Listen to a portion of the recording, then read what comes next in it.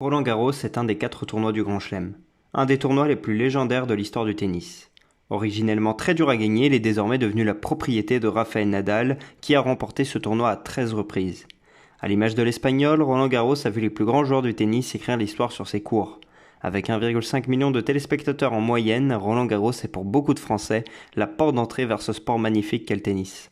Aujourd'hui, je vous propose de revenir sur l'histoire de Roland-Garros, en partant de l'origine de son nom, de sa création, pour avancer dans le temps jusqu'à cette édition 2022 qui se profile. Bon visionnage.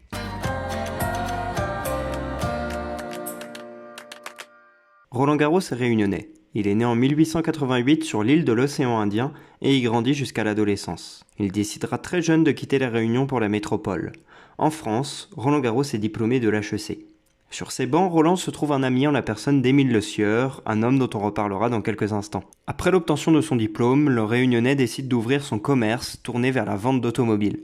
Mais après plusieurs lectures de l'excellent Jules Verne, Hergé devient passionné d'aviation. Il commence à acheter des avions et participe à des salons, lui permettant de se créer un réseau dans le monde des aviateurs. En 1913, à l'âge de 25 ans, Roland-Garros est considéré comme le meilleur pilote du monde. Il a en effet plusieurs records de vol à son actif et devient le premier homme de l'histoire à traverser la Méditerranée en avion. Il quitte Fréjus pour rejoindre 780 km plus loin Bizerte, ville tunisienne. Cet exploit fait de lui un pilote connu de tous au moment où, comme vous le savez, la Première Guerre mondiale éclate. Hergé n'est pas appelé au combat. Lui qui est né en Outre-mer n'a aucun devoir militaire. Cependant, il décide de mettre son talent au service de la France où il mènera plusieurs combats aériens. En avril 1915, Roland-Garros est battu par les Allemands et est fait prisonnier. Après 2 ans de captivité, le pilote s'évade et rejoint la France. Clémenceau lui propose alors de devenir conseiller de l'état-major, un poste qu'il refusa pour rejoindre le front et les combats aériens face à l'ennemi allemand. Il rejoint alors la célèbre escadrille des Cigognes, une escouade de pilotes tous plus forts et plus fous les uns que les autres. C'est le gratin de l'aviation française qui se retrouve dans les avions SPAD ornés de cigognes. Malheureusement, Roland-Garros décédera à bord de l'un de ces avions le 5 octobre 1918, un mois avant l'armistice.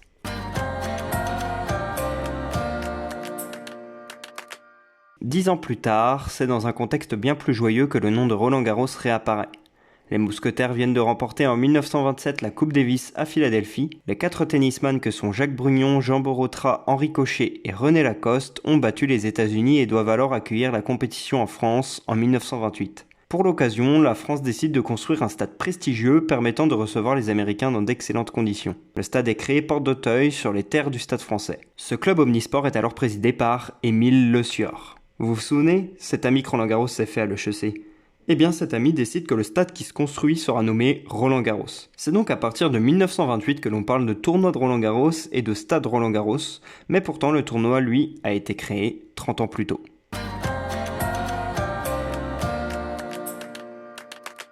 Le tournoi de Roland-Garros est créé en 1891 alors que l'aviateur n'a que 3 ans. À cette époque, on parle de championnat de France sur terre battue.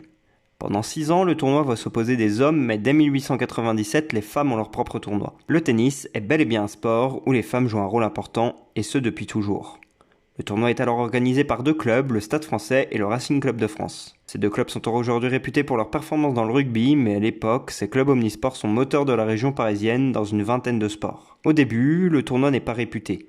Adine Mosson gagnera 2 éditions sans même jouer puisqu'elle était la seule participante chez les femmes. Chez les hommes, seuls 3 à 4 participants s'affrontent lors des premières années. C'est le premier tournoi de l'histoire remporté par un Anglais nommé Briggs. Le tournoi sera 100% français jusqu'en 1925. À partir de cette année, le tournoi s'ouvre aux étrangers et son appellation change.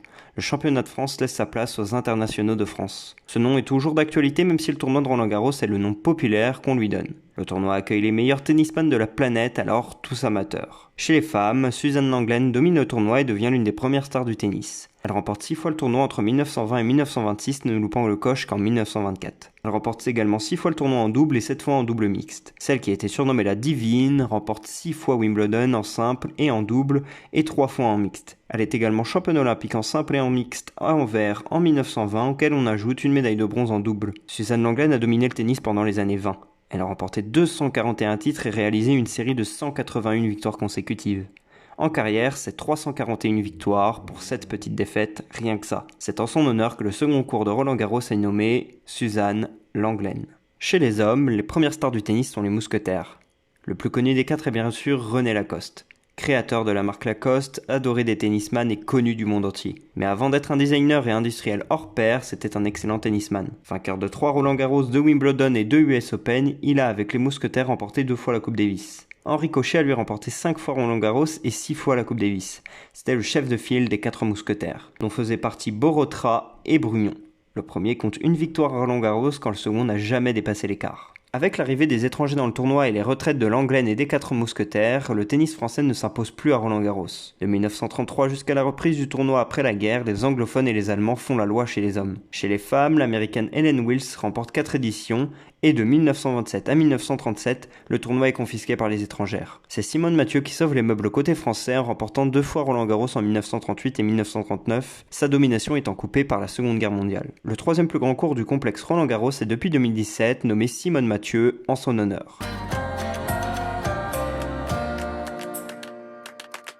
Depuis 1946 et la reprise du tournoi, les Français peinent à gagner le tournoi. Chez les hommes, Marcel Bernard en 1946 et Yannick Noah en 1983 sont les 2 seuls à remporter le tournoi. Ce n'est pas beaucoup mieux chez les femmes car Nelly Adamson-Landry en 1948, Françoise Dur en 1967 et Marie Pierce en 2000 sont les 3 seuls à avoir remporté les internationaux de France. Durant l'après-guerre, les Américains dominent le tournoi, 10 victoires en 15 ans pour les femmes, 5 en 10 ans pour les hommes. Ensuite, c'est au tour des Australiens de dominer les années 60, période à laquelle le tennis devient professionnel. Le Roland-Garros se sort officiellement en 1968. De 1962 à 1973, les Australiens remportent 15 fois Roland-Garros, 7 fois chez les hommes et 8 fois chez les femmes. La championne australienne Margaret Smith Court remporte 5 fois le tournoi, elle compte également 11 Open d'Australie, 3 Wimbledon et 5 US Open, c'est l'un des plus grands palmarès du tennis féminin. Si on y ajoute les titres en double et en mixte, elle ne compte pas moins de 64 trophées en Grand Chelem. Chez les hommes, Rod Laver remporte le tournoi à 2 reprises en 1962 et 1969, réalisant lors de ces 2 années l'exploit de faire un Grand Chelem. Le terme de Grand Chelem se popularise dans les années 60 après avoir été créé dans les années 30. Un Grand Chelem est le fait de remporter les 4 tournois du Grand Chelem la même année, à savoir l'Open d'Australie, Roland-Garros, Wimbledon et l'US Open. Chez les hommes, seuls 3 grands chelems ont été faits. Un par Donald Budge en 1938, puis 2 par Laver. Le premier étant fait au moment où le tennis était encore amateur en 1962, le second en 1969 quand le tennis était devenu professionnel. Chez les femmes, Maureen Connolly l'a réalisé chez les amateurs en 53, puis Margaret Smith Court et Steffi Graf l'ont fait chez les pros. Les années 70 et 80 sont dominées chez les femmes par Chris Evert qui a remporté 7 fois Roland-Garros. L'américaine détient toujours le record du plus grand nombre de Roland-Garros gagnés chez les femmes. 7 titres auxquels on ajoute les 11 autres titres qu'elle a gagnés en Grand Chelem. Chez les hommes, c'est le Suédois Björn Borg qui impose sa domination en remportant 6 fois le tournoi. Les années 80 et 90 sont plus ouvertes chez les hommes puisque 12 gagnants se succèdent en 18 ans. Parmi eux, Lendl fait un triplé, Wilander un doublé. Chez les femmes, une nouvelle domination a lieu, celle de Steffi Graf. L'Allemande qui a réalisé un Grand Chelem remporte 6 fois Roland-Garros. Graf s'est tout de même vue gênée par l'américaine Monica Seles qui claque un triplé de 90 à 92, battant 2 fois Steffi Graf en finale. Depuis, les années 2000 et 2010 sont comme vous le savez dominées par un certain Rafael Nadal. Il a remporté 13 fois le tournoi et a fait de la Porte d'Auteuil sa maison. Depuis 2005, seuls 2009, 2015, 2016 et 2021 ont été remportés par un autre joueur que lui. Une domination écrasante. Depuis 2000, cela est bien plus ouvert chez les femmes. Certes, la Belge Justine Henin a démarré les années 2000 avec 4 succès, mais ce sont bien 14 femmes différentes qui se sont imposées depuis 21 ans, représentant 13 pays différents. Bien inspiré celui qui peut donner la gagnante du tournoi de cette année.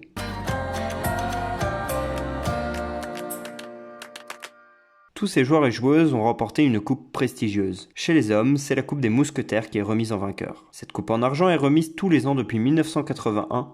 Sur le socle en marbre, vous retrouverez les noms de tous les vainqueurs du tournoi. Pour les femmes, le trophée se nomme Suzanne Lenglen. La coupe n'est rien d'autre qu'une copie de celle que Suzanne avait reçue de la ville de Nice, récompensant sa carrière. Ce trophée est remis chaque année depuis 1979. En double messieurs, le trophée est celui d'un des Mousquetaires, le trophée Jacques Brugnon.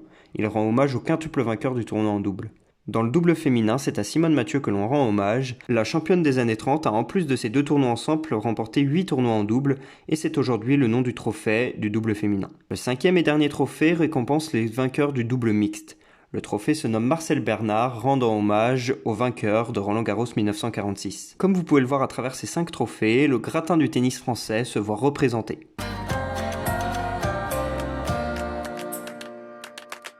À Roland-Garros, il y a actuellement 20 cours de tennis. Le cours principal est nommé Philippe Chatrier en 2001, en hommage à l'ancien joueur, journaliste et dirigeant décédé en 2000. Ce terrain est celui des finales et des grands matchs, il n'abrite pas moins de 15 000 places depuis sa rénovation en 2020. C'est donc aujourd'hui le court de terre battue le plus grand du monde. Les 4 tribunes sont nommées d'après les 4 mousquetaires, les légendes du tennis français, dont on a parlé précédemment. Ce court est l'un des plus anciens puisqu'il a été créé en 1928 sous le nom de Roland-Garros. Aujourd'hui très moderne avec son toit rétractable, il permet de jouer par tous les temps mais aussi d'accueillir d'autres événements sportifs comme des combats de boxe par exemple. Le second terrain est le Suzanne Glen qui a une capacité de 10 000 places. Le stade va lui aussi avoir un toit qui doit être prévu pour 2023. Celui-ci permettra d'accueillir la boxe aux Jeux Olympiques. Ensuite vient le court Simone Mathieu qui abrite de nombreux doubles et des matchs de certaines têtes de série. Les autres terrains du complexe Roland-Garros sont numérotés du 2 au 8, ils accueillent quant à eux les matchs d'une moins grande importance. Comme je l'ai dit, Roland-Garros accueillera les compétitions de boxe lors des Jeux de 2024, ainsi que le tennis fauteuil et le volley assis. Dans 2 ans, Rafael Nadal fera figure de favori pour réaliser le doublé Roland-Garros Jeux Olympiques. À moins qu'un autre Espagnol ne lui pique la vedette. Roland-Garros a déjà démarré avec les matchs de qualification. Maintenant, on va laisser place aux choses sérieuses avec le début du tournoi le week-end prochain.